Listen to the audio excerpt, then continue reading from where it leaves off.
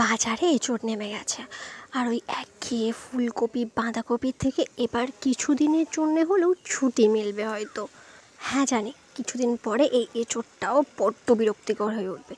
তো চলো সিজনের প্রথম এঁচোড়টা এনজয় করি। তোমরা কি এই সিজনে এঁচোড় খাওয়া শুরু করে দিয়েছো? কমেন্ট করে জানিও। আমি এঁচোড়টা কেটে ভালো করে ধুয়ে 2টো সিটি দিয়ে দিয়েছি।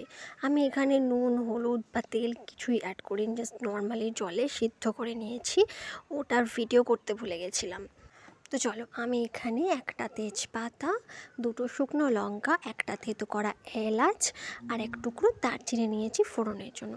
বেশ কিছুটা সর্ষের তেল গরম করে ফোড়নটা দিয়ে দিলাম। এবার একটা কুচনো পেঁয়াজ, ওই মিডিয়াম সাইজের একটা পেঁয়াজ, ভালো করে গোল্ডেন ব্রাউন হলে তারপর আমরা তাতে পেঁয়াজ রসুন বাটাটা দেব। তারপরে এটাও ওই গোল্ডেন ব্রাউন হওয়া পর্যন্ত কষিয়ে নেব। মশলা কষানোর সময় একদম গ্যাসের ফ্লেম হাই করা যাবে না। আমরা গ্যাসের ফ্লেম লো রাখতে পারি বা তাড়াতাড়ি থাকলে লো টু মিডিয়াম।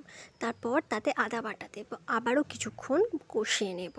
তারপর আমরা তাতে পরিমাণ মতো টমেটো দেব। আমি এখানে মিডিয়াম সাইজের 1.5টা মতো টমেটো দিয়েছি। ভালো করে লো ফ্লেমে রান্না করে নেব যাতে টমেটোটা সিদ্ধ হয়ে যায়। যতটুকু পসিবল আমরা ততটা খুন্তি দিয়ে ম্যাশ করে দেব। এই স্টেজটা ভীষণ ইম্পর্ট্যান্ট, কারণ এটাতেই ডিপেন্ড করছে তোমার রান্নার টেস্ট কেমন হবে।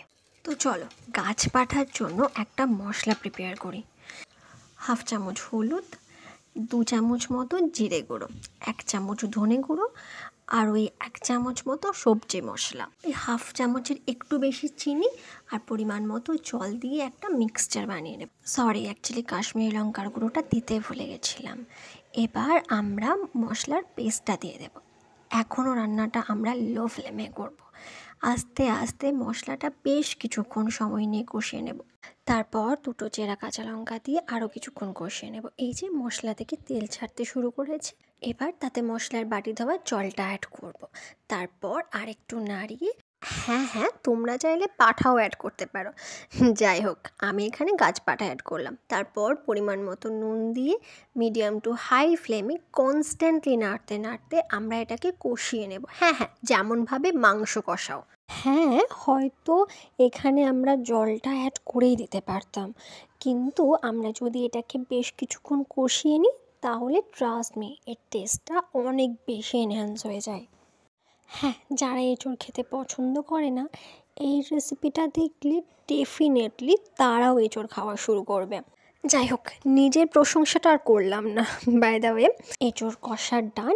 এবার আমরা পরিমাণ মতো জল অ্যাড করব, তবে খুব বেশি জল অ্যাড করব না। তারপর একটু নেড়ে চেড়ে আমরা মিডিয়াম টু হাই ফ্লেমে 5 থেকে 7 মিনিট মতো রান্না করব। ঢাকা দেওয়ার কোনো দরকার নেই, কারণ এঁচোড় আর আলু আমাদের আগের থেকেই সিদ্ধ করা আছে। এবার একটুখানি নেড়ে ছেড়ে ওপর থেকে ধনেপাতা চাইলে দিতেই পারো, বাট আমি আর দিলাম না। ব্যাস, এবার নামিয়ে গরম ভাতে সার্ভ করব। রেসিপিটি ভালো লাগলে please like, share and subscribe. Thank you.